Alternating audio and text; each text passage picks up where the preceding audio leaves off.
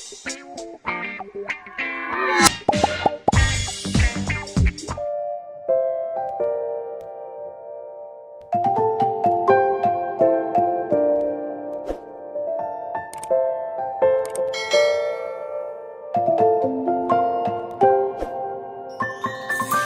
many places still undiscovered, but you're stuck in a blast of yesteryear. Forget all the problems just for the moment. That is the kind of story you should see.